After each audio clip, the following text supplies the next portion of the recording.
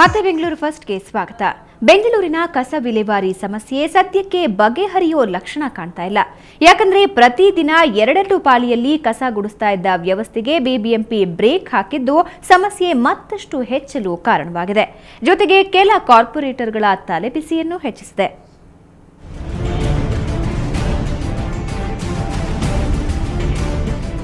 ಬೆಂಗಳೂರಲ್ಲಿ ಈಗ ಎಲ್ಲಿ ನೋಡಿದ್ರೂ ಕಸ ಕಸ ಕಸ. ಹೆಚ್ಚುವರಿ ಪಾಳಿಯಲ್ಲಿ ಕಸ ಗುಡಿಸುತ್ತಿದ್ದ ವ್ಯವಸ್ಥೆಯನ್ನ ರದ್ದುಗೊಳಿಸಿ ಬಿಬಿಎಂಪಿ ಆದೇಶ ಹೊರಡಿಸಿದ್ದೇ ಇದಕ್ಕೆ ಕಾರಣ. ಪಾಲಿಕೆಯ ಮೇಲಿನ ಆರ್ಥಿಕ ಹೊರೆ ಕಮ್ಮಿ ಮಾಡೋಕೆ ಬಿಬಿಎಂಪಿ ಈ ಕ್ರಮ ಅನುಸರಿಸಿದೆ. ಆದ್ರೆ ಇದರಿಂದ ಬೆಂಗಳೂರಿನ ಕೆಲ ವಾರ್ಡ್ಗಳು ಕಸದಿಂದ ತುಂಬಿ ಹೋಗಿವೆ. ಸರ ಅಂತ ಮಧ್ಯಾಹ್ನ ಹೋದ 2 ಸತಿ ಬಂದರು, ತಿರ್ಗಾ ಬರಲ್ಲ. ಇಲ್ಲಿ ನಿಲ್ಲಕ್ಕಾಗ್ತಾ ಇಲ್ಲ. ನಮಗೆ ವಾಸನೆ ಅಂದರೆ ವಾಸನೆ ಹೊಡಿತಾ ಇರ್ತದೆ. ಏನು ಮಾಡಿದ್ರು ಕೇಳ್ತಾ ಇಲ್ಲ, ಜನಗಳು ಕೇಳ್ತಾ ಇಲ್ಲ. ಕಾರ್ಪೊರೇಷನ್ಗಳು ಕೇಳಿದ್ರೆ ಆಫೀಸ್ ಕಂಪ್ಲೇಂಟ್ ಕೊಡು ಅಂತ ಹೇಳ್ತಾವ್ರೆ. ಅದರಿಂದ ನಮಗೆ ಯಾರು ಗೊತ್ತಿಲ್ಲ, ಯಾರ ಹತ್ರ ಹೇಳೋದು ನಮ್ಗೆ ಗೊತ್ತಿಲ್ಲ. ಇದರಿಂದ ಕಾರ್ಪೊರೇಟರ್ಗಳಿಗೆ ಸಖತ್ ತಲೆಬಿಸಿ ಶುರುವಾಗಿದೆ. ವಾರ್ಡ್ನಲ್ಲಿ ಕಸ ಗುಡಿಸದೇ ಇದ್ರೆ ಜನರು ನಮಗೆ ಹಿಡಿಶಾಪ ಹಾಕ್ತಾರೆ ಅಂತಾರೆ ಪಾಲಿಕೆ ಸದಸ್ಯರು. 2 ಪಾಳಿಯಲ್ಲಿ ಕಸ ಗುಡಿಸುವಾಗಲೇ ನಮ್ಮ ಪ್ರಾಬ್ಲಮ್ಗಳು ಸಾಲ್ವ್ ಆಗ್ತಾ ಇರಲಿಲ್ಲ. ಯಾಕಂದರೆ ನಮ್ಮಲ್ಲಿ ಭಾಳಷ್ಟು ಸ್ಲಮ್ ಇದೆ. ಒಂದು 30-35 ಸಾವಿರ ಜನ ಸ್ಲಮ್ ಇರೋದ್ರಿಂದಾಗಿ ನಮ್ಮಲ್ಲಿ ಕಲ್ಯಾಣ ಮಂಟಪಗಳು ಮತ್ತು ಜಾಸ್ತಿ ಮಟನ್ ಅಂಗಡಿಗಳು, ಈ ಚಿಕನ್ ಕೋಳಿ ಅಂಗಡಿಗಳು ಸಿಕ್ಕಾಪಟ್ಟೆ ಇದೆ. ಆದ್ದರಿಂದಾಗಿ ನಮ್ಮಲ್ಲಿ ಭಾಳಷ್ಟು ಗಾರ್ಬೇಜ್ ಡೈಲಿ 2 ಟೈಮ್ ತೆಗೆದ್ರೂ ಪ್ರಾಬ್ಲಮ್ ಸಾಲ್ವ್ ಆಗ್ತಿಲ್ಲ. ಅದರಲ್ಲೂ ಈಗ ಏನು ಮಾಡಿದ್ದಾರೆ, ಬಿಬಿಎಂಪಿ ಅವರು ಒನ್ ಟೈಮ್ ಮಾಡಿದ್ದಾರೆ. ಈ ಆದೇಶ ಸರಿಯಾಗೇ ಇದೆ. ಕಸ ಗುಡಿಸೋದು ಹಾಗೂ ಕಸ ವಿಲೇವಾರಿ ನಗರದಲ್ಲಿ ಒಂದು ದೊಡ್ಡ ಮಾಫಿಯಾ ಆಗಿದೆ ಅಂತಾರೆ ಕೆಲ ಕಾರ್ಪೊರೇಟರ್ಗಳು. ಬೆಂಗಳೂರಲ್ಲಿ ಒಂದೇ ಪಾಳಿಯಲ್ಲಿ ಕಸ ಗುಡಿಸಿದ್ರೆ ನಗರ ಕ್ಲೀನ್ ಆಗುತ್ತೆ, 2ನೇ ಪಾಳಿ ಬೋಗಸ್ ಪಾಳಿ ಅಂತಾರೆ ಅವರು. ಅಧಿಕಾರ ಕೊಟ್ಟಿರೋದು ಅಧಿಕಾರಿಗಳಿಗೆ. ನೀವು ಅಧಿಕಾರಿಗಳು ನೀವು ಭದ್ರವಾಗಿರ್ರಿ. ನೀವು ಭದ್ರವಾಗಿದ್ದರೆ ನಿಮ್ಮನ್ನು ಯಾರನ್ನ ಇಲ್ಲಿ ಇಟ್ಕೊಳಕ್ಕೆ ಬರ್ತಾರೆ. ಫಸ್ಟ್ ನೀವು ಸರಿಗಿಲ್ಲ, ನಿಮ್ಮಲ್ಲಿ ನೀವು ಕರೆಕ್ಟಾಗಿರಿ. ಬೇರೆಯವ್ರು ಯಾರಿಗೆ ಬೇರೆಯವ್ರು ಏನು ತೊಂದರೆ ಮಾಡ್ತಾರೆ? ನಿಮಗೆ ಗುತ್ತಿಗೆದಾರರಾಗಲಿ ಅಥವಾ ಪಾಲಿಕೆ ಸದಸ್ಯರಾಗಲಿ ಯಾರನ್ನ ಬಂದ್ಬಿಟ್ಟು ಇದು ಮಾಡ್ತಾರೆ, ಅವ್ರು ಕಳ್ತನ ಮಾಡೋಕ್ಕೆ ಬರ್ತಾರೆ. ಅಧಿಕಾರಿಗಳು ನೀವು ನಿಷ್ಠೆಯಿಂದ ಪ್ರಾಮಾಣಿಕತೆಯಿಂದ ನೀವು ಕೆಲಸ ಮಾಡಿರಿ, ಭ್ರಷ್ಟಾಚಾರ ಅದೇ ನಿಂತೋಗುತ್ತೆ.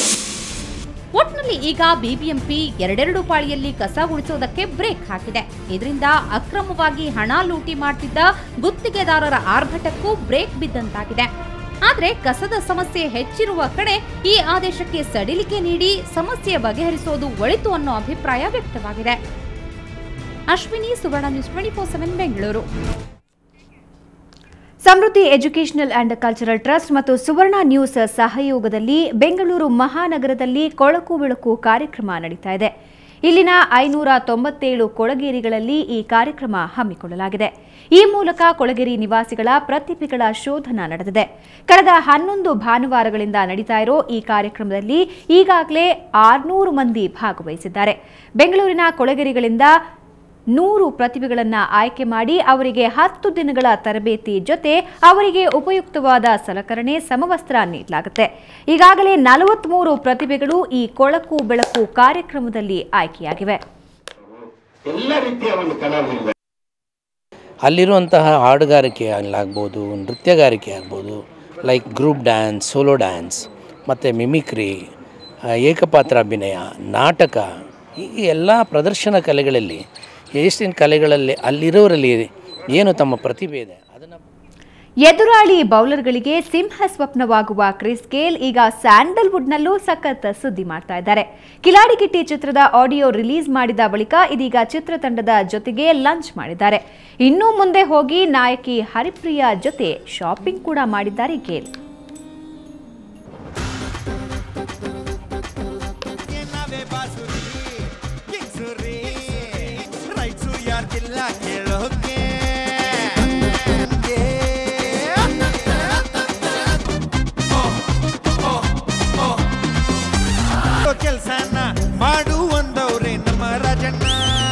All the production team, all the best, the Connecticut.